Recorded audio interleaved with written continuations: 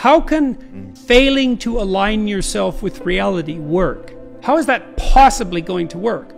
Well, you say, well, I can, you know, if I lie, I get away with something. It's like, no, you don't. I tell you, I swear this is true. In all of my clinical practice, I have never, ever seen anyone ever get away with anything even once. You think the chickens won't come home to roost. It's like, all that means is you're too stupid to see what your lies caused, or too blind or too self-deceptive. You just don't see it. And so you don't get away with anything. Nothing. It's terrifying to actually understand that. It's terrifying. What if you can't get away with anything, ever? You know? Well, that's the judgmental God, fundamentally. And then, of course you can't get away with anything, because imagine that you took a flexible plastic comb, you know, and you bent it backwards, and you say, well, I got away with that. It's like, well, what's going to happen when you let go?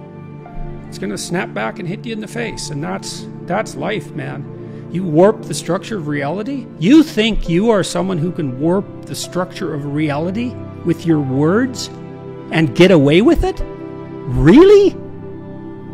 No, man, that should terrify you right to the core of your soul. You're not God. Tell the truth, or at least don't lie.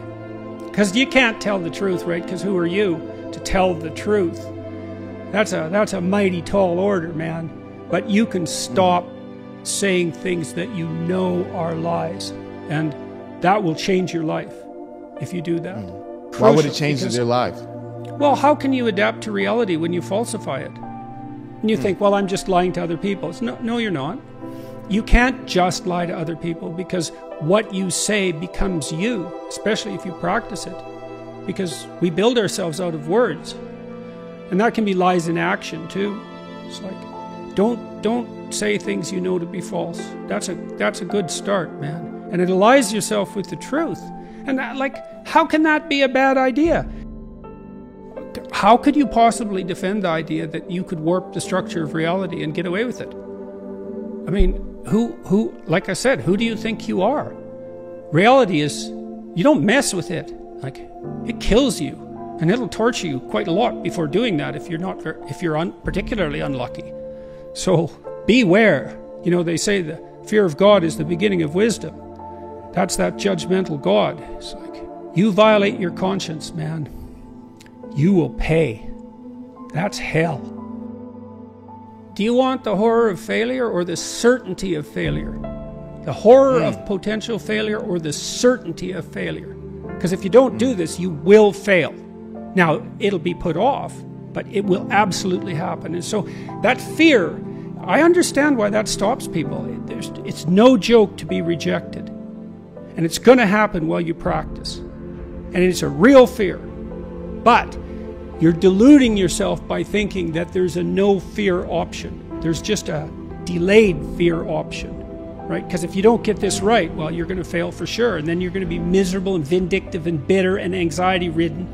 And you're going to cause trouble for yourself, and you're going to take it out on women and other men. And like, that's an ugly path, man. And so I see why you're afraid, but you should be way more afraid of that. And that's a nice way to help people get their thinking straight about fear. It's like, no zero fear path. There is nothing that will make you more powerful than your words. And so if you think that reading and writing is for pansies and dimwits, you know, or teachers' pets, you're seriously misinformed. And so, you know, I talk to people like Jocko Willink, and Jocko's as tough a guy as you could ever hope to encounter about literacy, and a number of other people too who are also seriously tough guys. They all know perfectly well that literacy is a huge part of what's made them unstoppable. And you don't take that lightly.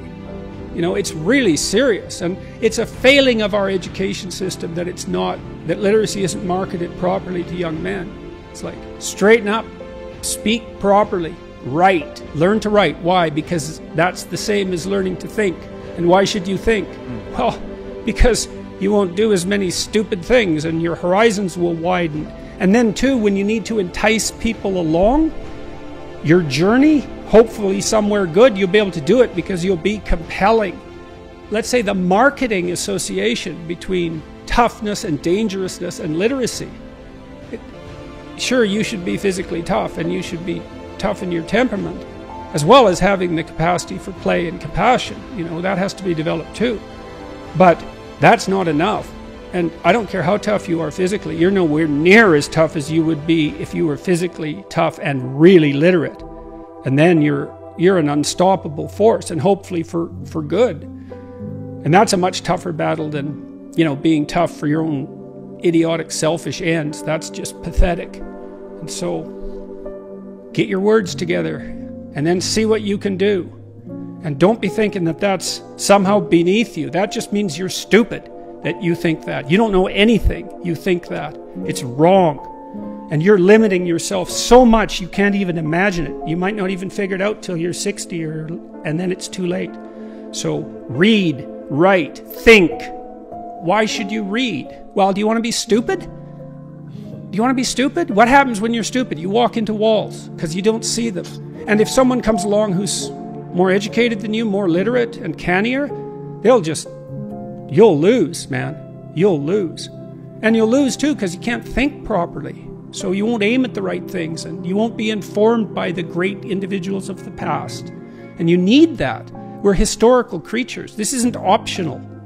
It helps you become who you could be. It helps you move out into the world and have your great adventure, and to bring people along. God only knows what you can do if you've got your words lined up properly. And young men would listen to that if someone who knew what they were talking about was telling them that. There's no safe path. There's a noble path. There's an honorable path. There's no safe path. And possibly you wouldn't want that anyways, because, well, who are you exactly, you know? Look at you, you know, warrior stock. Every single one of your ancestors has stayed alive for 3.5 billion years. It's like, good work, man. That's a lot. And so, what makes you so sure you're built for safety? What makes you so sure that that's what we should strive for? And then if you want adventure, I'll tell you what an adventure is. You tell the truth as nearly as you can, and you'll have the adventure of your life. That's for sure. And that isn't trying to fit in because you're naive, or, you know, because you're too afraid to lie. That doesn't make you telling the truth if you're too afraid to lie. That's, you know, in a cowardly sort of way. There's a wise way of being too afraid to lie. It's lies that turn competence into tyranny. So don't lie unless you want to be an incompetent tyrant.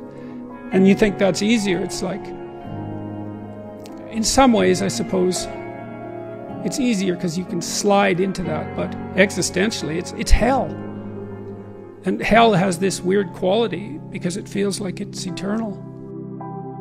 If you have your sights set on a goal, you'll move towards it if you break the steps down small enough so that even someone as useless as you will do it. And that also requires a fair bit of humility, because what you might find, especially if you're avoiding something, is that the step you are actually willing to take is so small that you're embarrassed to admit it to yourself, so you won't take any steps at all. Well, that's completely counterproductive. And the reason that's not proper thinking, let's say, or productive thinking, is that, well, small steps get bigger real fast, and it doesn't matter where you start. If you're doubling your utility every, few weeks, who cares where you start? It starts to take off real quick. So you don't want to be embarrassed. You don't want to be so embarrassed by where you are that it stops you from becoming who you could be. And that's tough. It can be that's real tough. I'm not making light of that. I see exactly why people avoid, but it's not a good solution.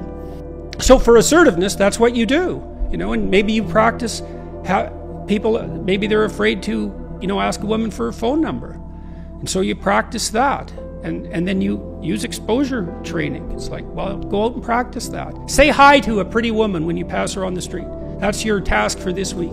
And see how you do. See how you respond. See if you can do that. See if you avoid. And if you do avoid, see what you're thinking when you avoid.